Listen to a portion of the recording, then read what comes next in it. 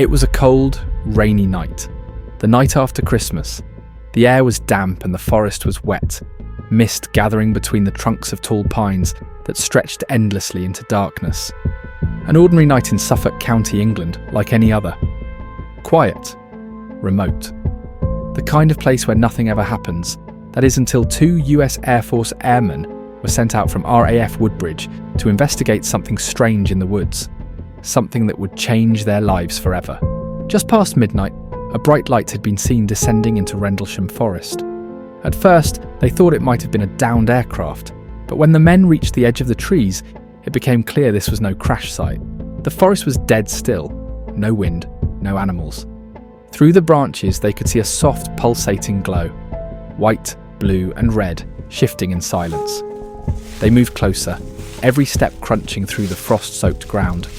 And then, they saw it. A metallic, triangular craft, hovering silently in the trees. Smooth, black, and glowing with a strange inner light. Neither of the men had ever seen anything like it. One of the men, Sergeant Jim Penniston, approached it. He reached out and placed his hand against its surface. Warm, vibrating, covered in markings that looked almost ancient. Symbols he didn't recognize. Moments later, the craft lifted, weightless, silent, and vanished into the sky.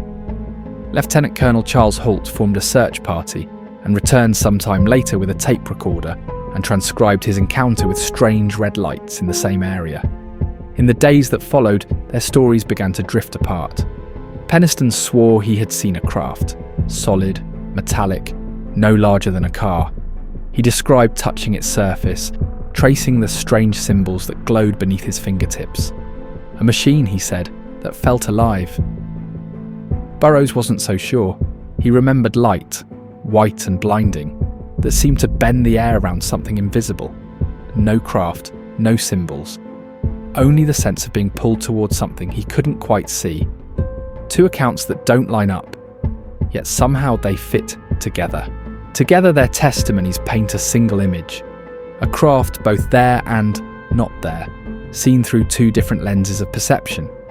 Whether they witnessed technology, illusion, or something in between, the forest had shown them something that logic couldn't quite hold. And whatever it was, it left both men changed.